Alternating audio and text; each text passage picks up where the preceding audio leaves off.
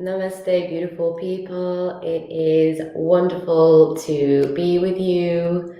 I have so enjoyed having a break from doing these live transmissions. I've been really deeply stuck, glued in my garden, just transforming it at the moment. It's been really wonderful, creating my nest and yeah, really tending to nature. And so I've been doing a lot of deep practice and reflection and inner work. And so, yeah, I've not been around so much, but I'm back and I have a beautiful transmission to share with you today about alignment in communities and community development work and community engagement work. So, some of you may know, but some of you may not know that I started off my work as a holistic practitioner, but I started off many, many years ago in youth and community work. So 12 years ago, my husband, Roop Sagar, and I started a social enterprise called Union Street Media Arts. And, oh, my battery, I did not connect it. Oh, pause that, pause that, pause that.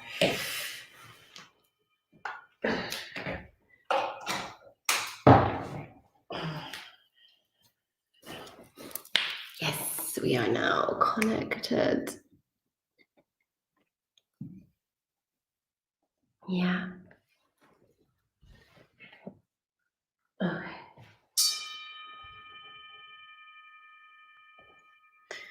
Bear with me one moment. Oh.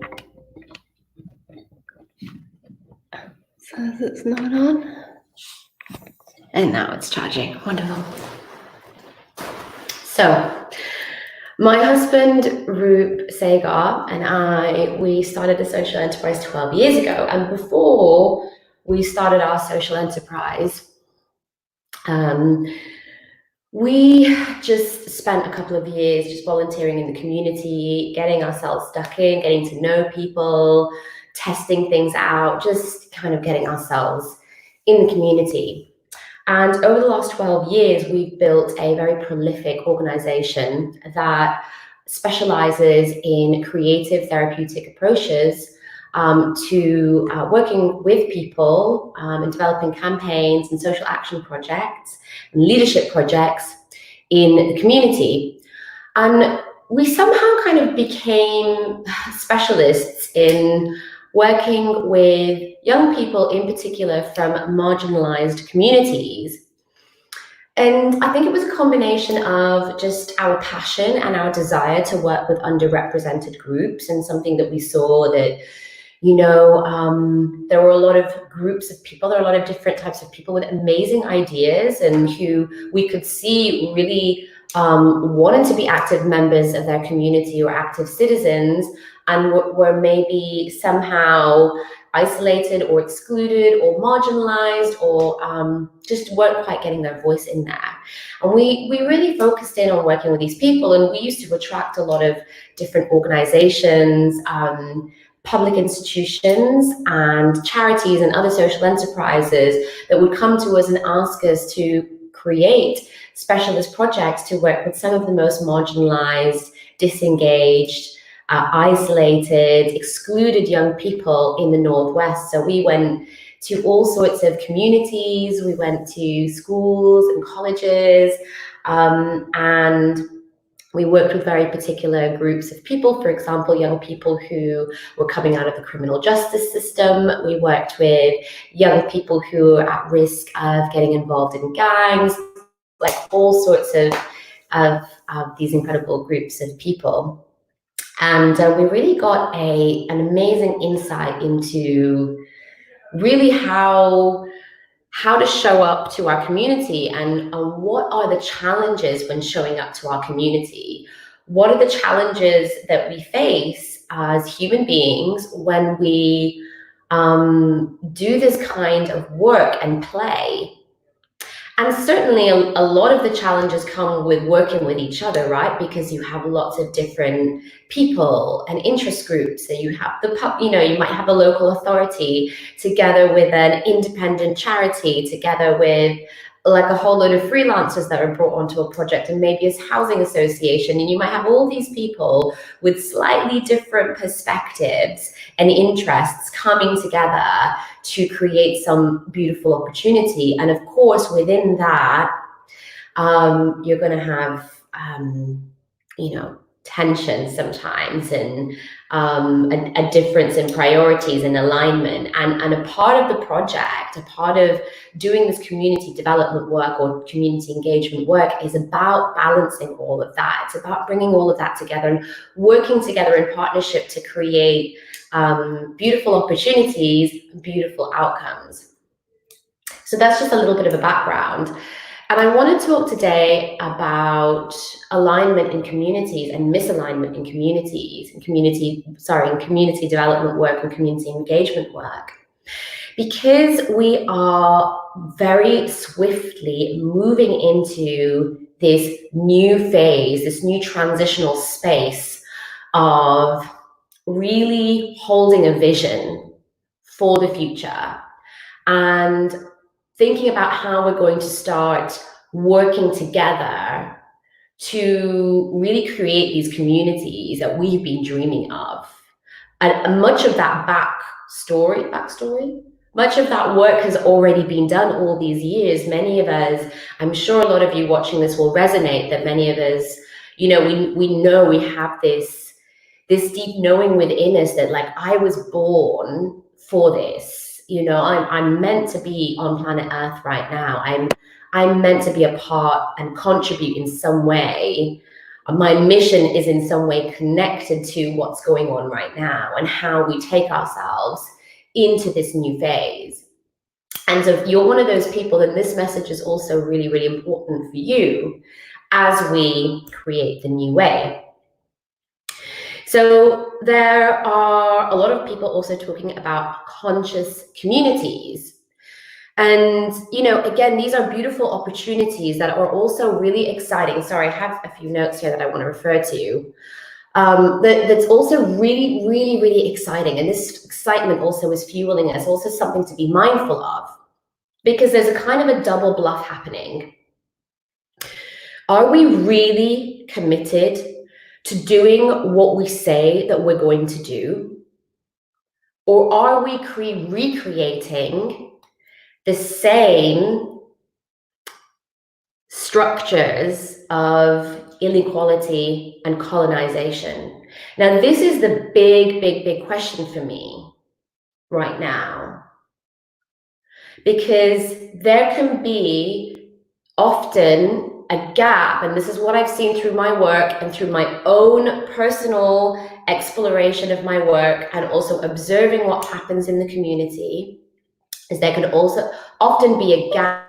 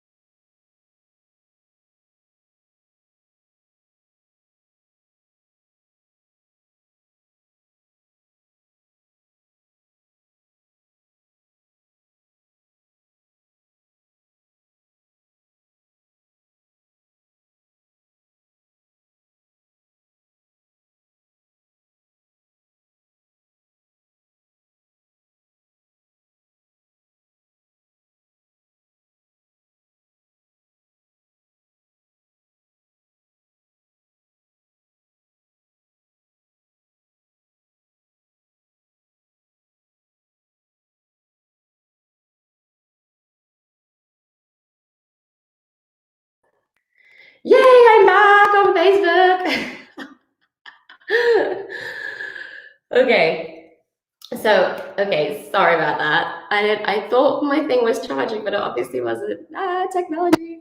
Okay, so there can be a gap between what we know deep inside. We see that vision, we hold that vision for this this beautiful conscious world and community that we are a part of creating. We hold that vision, and then at the same time we have what we actually do, okay, and how we come together with others to create that. There can be a gap here, and that's something that we really, really have to get real with, okay, because if we're not careful and we don't examine our own processes, our internal processes, our external processes, the relationships with other people, if we don't really examine to the heart what we're doing, then we can just be recreating these inequalities, these structural inequalities, and even colonist approaches. And we can have these colonist characteristics in the work that we do. When we're in this phase of unraveling from colonization, many of us talk about decolonization, and we all have these codings, these conditionings very deeply embedded with us. And again, we need to get really real with this.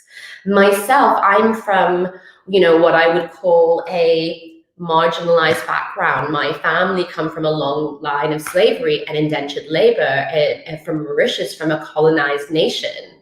And the legacy of this inequality runs very, very deep in our lineage. At the same time, I am still finding within me those same perpetrator, colonial conditioning within me, where somehow I've kind of taken that on, the need to control, the need to judge, the need to criticize, the need to, be right, and all this kind of stuff. And what it's made me realize is that, it doesn't matter what end of the story we've been on. For many of us, particularly who lived in a Western society and been brought up through this education system, and and have been a part of the kind of the 9-to-5 situation going on out there, we have picked up this conditioning. It does lie deep within us, and we are in a process of unraveling. And for many of us who are already tuning into their inner work, and thinking about recognizing that, I may have like a victim thing within me, or a martyr thing within me, or I have stuff to clear, I have things that I've picked up. It's no different when we're doing this work in the community. It's no different to examine ourselves in that way, because it's a professional environment. We seem to kind of separate and say, right, I'm going to do my inner work, and that's for my personal thing. And then all this professional stuff, we just put that aside. We tend to kind of go, oh, well, that's just work and I'll deal with that at work. But actually, so many of these issues, drill, in our professional environment, drill really right down to the core of who we are and what we are as human beings. And fundamentally, we've got to scrutinize and examine our own internal processes and where we're coming from.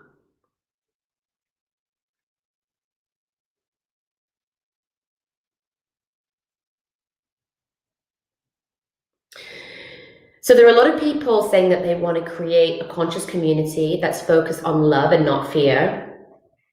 But what does that really mean? And are we really committed and willing to do that?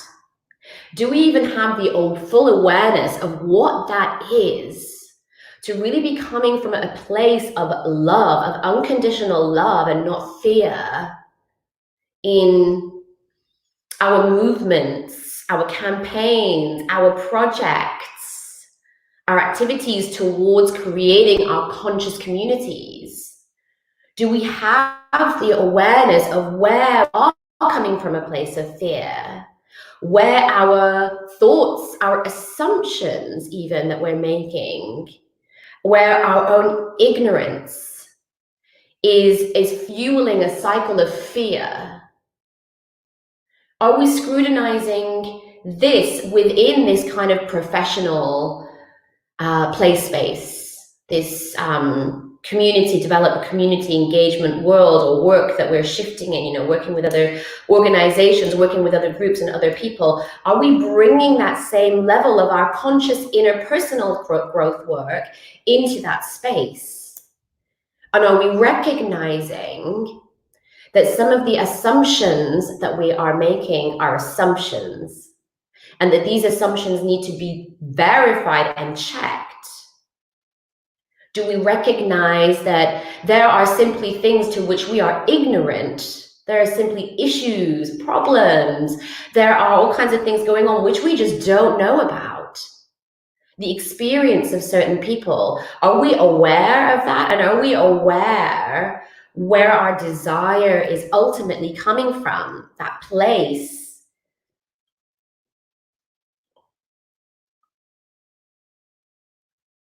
Because all of that informs what we do, what we think, what we project out to the world. So the things that I'm seeing are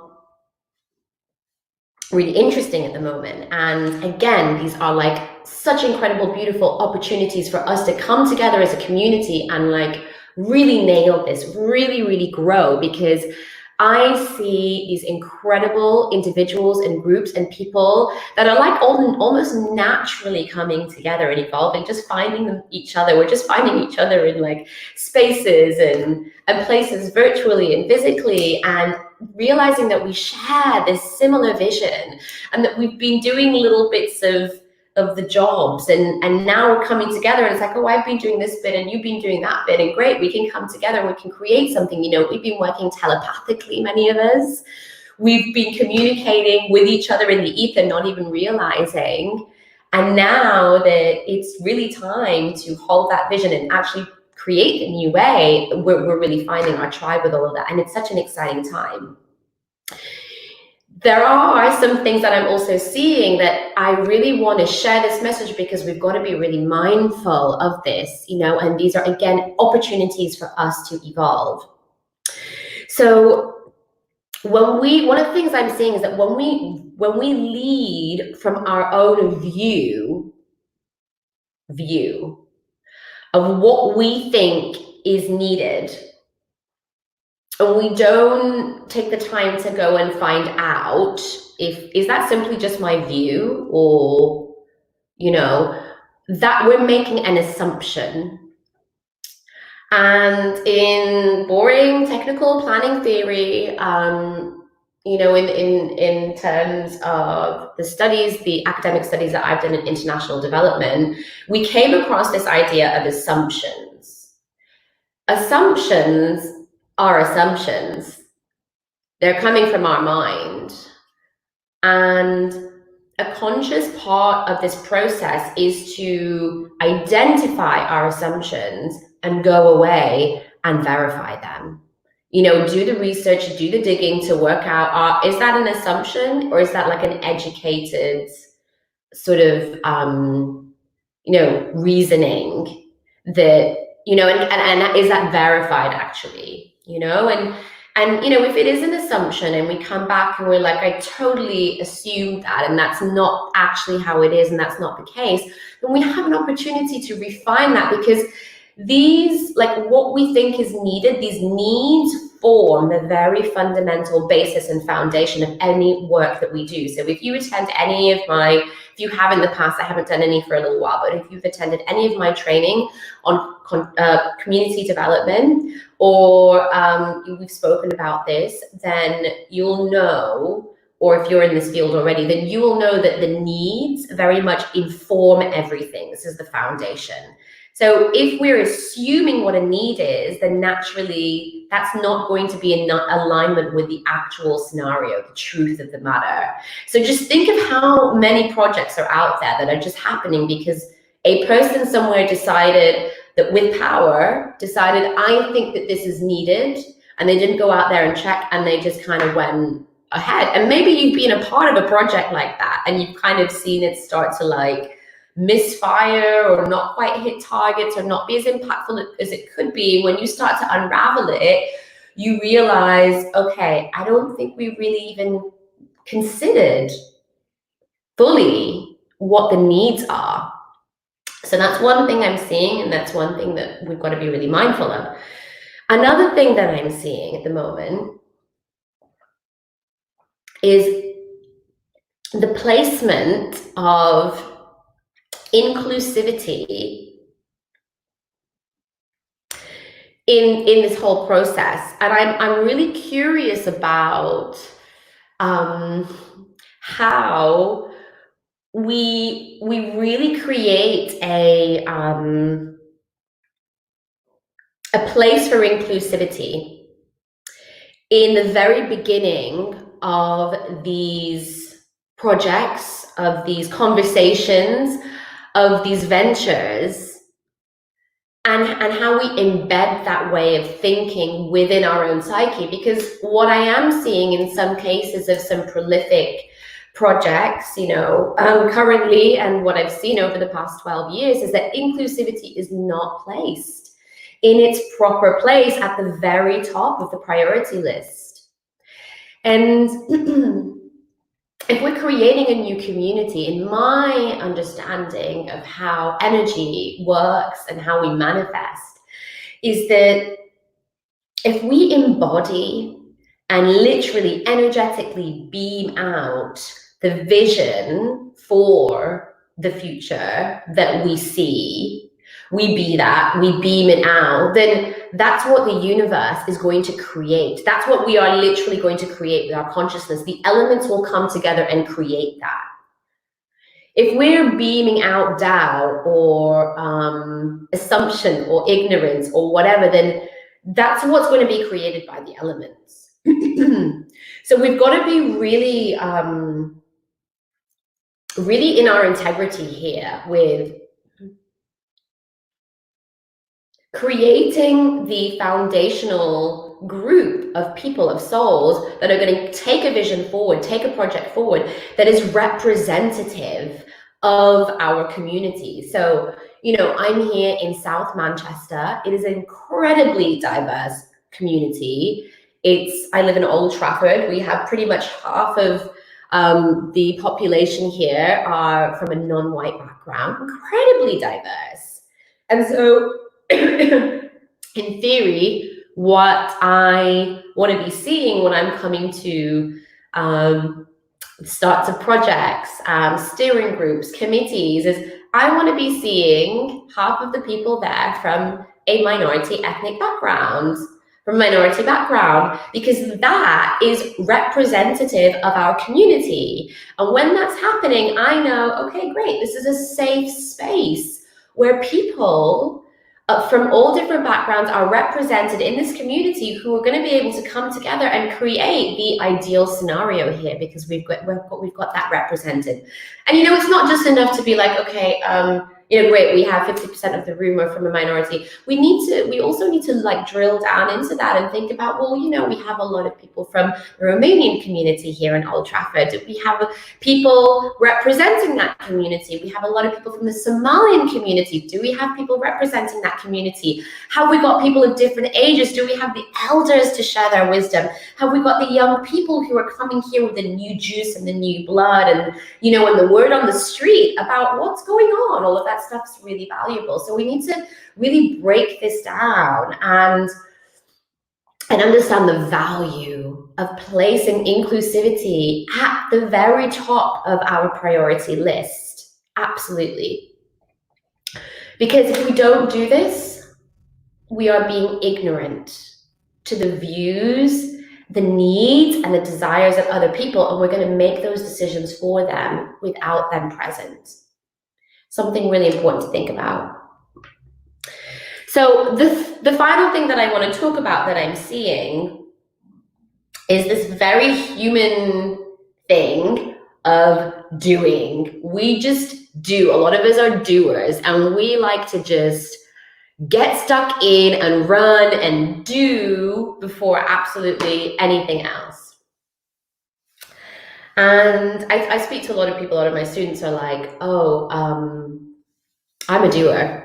I'm not happy. I need to be doing stuff all the time. And I recognize that, maybe if I had a bit more space to just be and reflect and do that inner work and just observe, then maybe the doing will start to become more effective, easier, quicker, I really believe that we've got to get savvy about how we do our work, because we don't have any more time, we don't have any more finances, public spending's being cut, there are a lot more people out there that need support. What are we going to do? There are physically no more hours in the day. We've just got to become more effective at what we do. So we've got to create the shortcuts, we've got to work together, we've got to accumulate that resourcefulness and share it out. We need to integrate tools, and we need to just be humans, observe, listen deeply to one another, really spend that time. It's like we put 80% into that, we put 20% into that, we're going to get 80% back, better outcomes. Because we've really taken the time to listen. We've really taken the time to cultivate our awareness, to be on point, to do that reflection, to do that research. But we jump in and we do. And what we miss is the intelligence of the elders, of the young people, of the babies, the toddlers. We miss the intelligence of the soil, the mycelium network. We miss that inner knowing, the intuition of ourselves, because we're 100 miles an hour. And when we don't listen to those people around us, we don't incorporate their views, we don't align our projects to their needs. And the most important thing is we don't inspire community leadership and community ownership. For people out there to feel like this project and to genuinely feel safe and feel that this project is for them and that they can own it and be an equal part of that and take it and run with it, and it has a legacy, people have to feel safe. They have to feel listened to. So these consultations, this engagement with each other, noting that down, like writing it down and keeping a record of it and discussing that, and then taking that discussion and adding it to the other voices we've heard, and it's like we keep kneading this dough of views, as we listen, and what we get is this beautiful bread that we've all created together. But when we just fire ahead and we just do, and it's like, I know what is needed, I've seen what is needed, I know what is needed, I've had my epiphany, I'm just going to steamroller ahead and I'm going to do it, and I'm going to gather people who think like me. When we do that, we're missing out all of the intelligence. We need to think, how do we utilize our resources effectively? How do we utilize our incredible abundance of our community effectively? How do we utilize our energy effectively? So, again, beautiful opportunities for us to grow from this and to really come together and create conscious communities, because that's what it is. We are consciously aware of our actions, of our conditioning, of our karma, of the burdens that we carry, our samskara, our anxiety, our fear, and how all of this is feeding into what we think about others and what we think is needed. So we're like, I just want to help people. So we're making a massive judgment that people need helping. What kind of help? What kind of, it's like we've really got to drill into the core of this. What assumptions are we making here, about people, about where they're at and their level of consciousness, and about, their mental health. And are those projections helping the situation? Because those are projections. You know, those are projections that energetically people feel that. They feel those projections. And then it does this, it does like it has like, what's the word? Like a barrier effect, you know? So my solutions. So first of all, we've got to make our inner work a priority. This internal environment needs to be a priority. It's no different to doing the personal inner work for our own personal growth than it is for our own professional growth. Really, really important to just really examine ourselves and to be, you know, and to be in a space of like receptivity and openness and willingness to look at our stuff and where it's creating a barrier, an energetic projection, an assumption, or an ignorance. The second thing that I recommend is to get training or mentoring from an expert. So if you're going into this field and you're moving sideways from having been a health practitioner, or you've been in the corporate world or whatever it is, and you just know you want to come together and work more in your community and set up a new community group or a new platform or whatever it is, I recommend to find yourself some training or find yourself a mentor who's really been working in the community and who has a keen eye on consciousness and has that integrity in their own self-practice, yeah, and their own professional practice to be able to speak to these issues, to be able to speak to these themes, these ideas from a place of authority and integrity, an examined professional practice and personal practice, where they're able to speak to you about, you know, tell you stories of different scenarios and projects and how they unfolded and how something was like, you know, kind of got all off in this direction and how we brought it back and how we had an issue with inclusivity and diversity and how we changed that around. Or, you know, we really need to bring that abundance of knowledge and intelligence in. And often many of the people who really hold this keen wisdom and knowledge and experience are themselves from a minority background, have themselves experienced the kind of inequality and colonization, you know, that we are really have our eye on to make sure that we're not reproducing. And this is also a really beautiful opportunity to really bring in people that are from these traditionally marginalized groups really into the community and give them a place, because in permaculture, everything has a place. Everyone has a place. You know, and our experiences, our struggles, our challenges are like our treasure that we can teach the world. And so if we can recognize this within each other and we can bring that out and place each other in these positions in the community, we're going to fucking smash it. I've got a couple more recommendations. Plan lengthy consultation processes.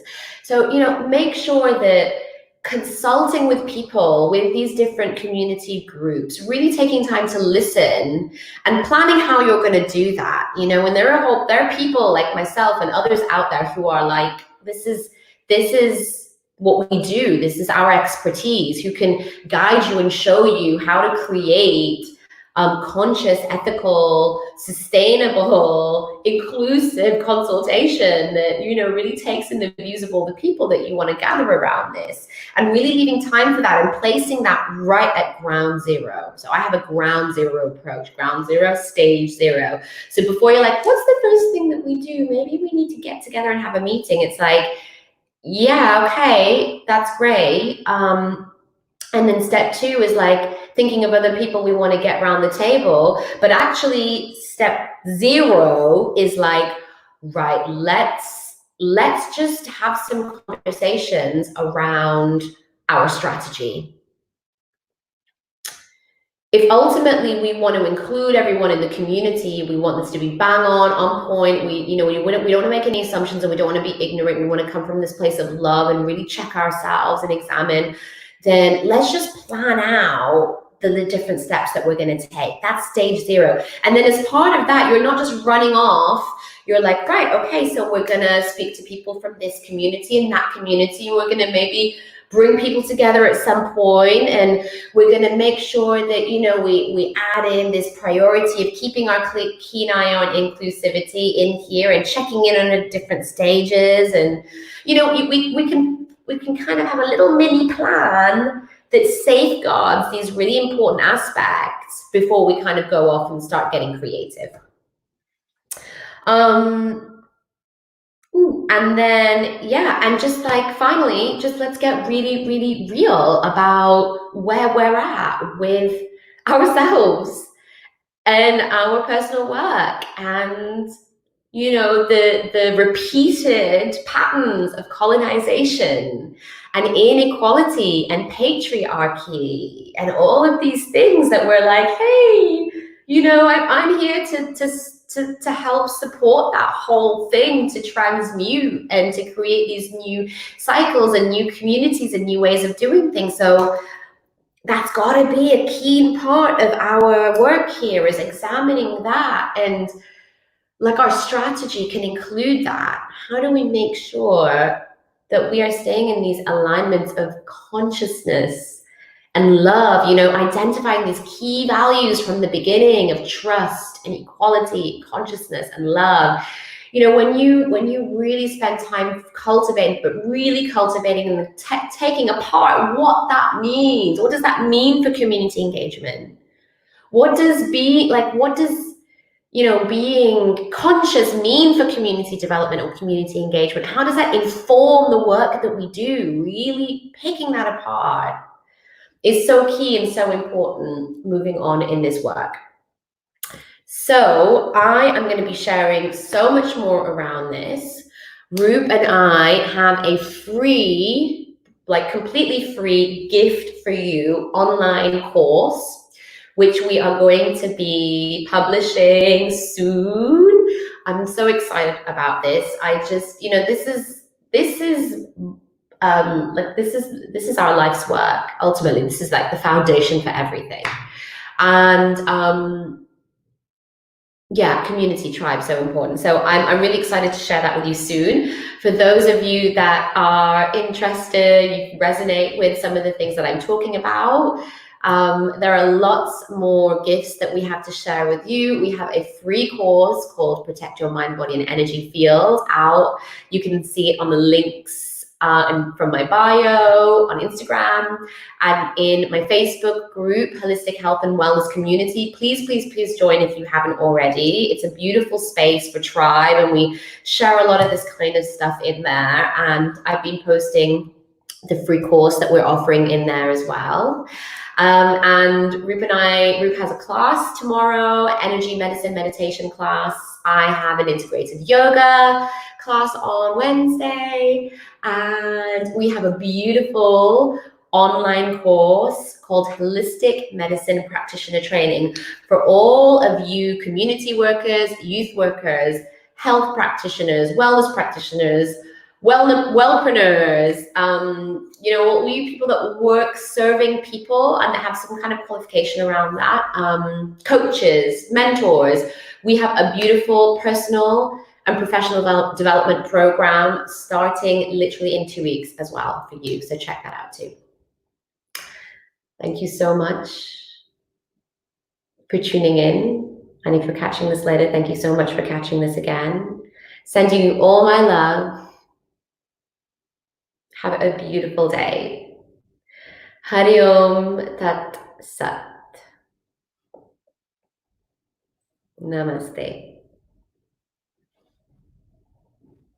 Please leave feedback and comment. I would love to get it.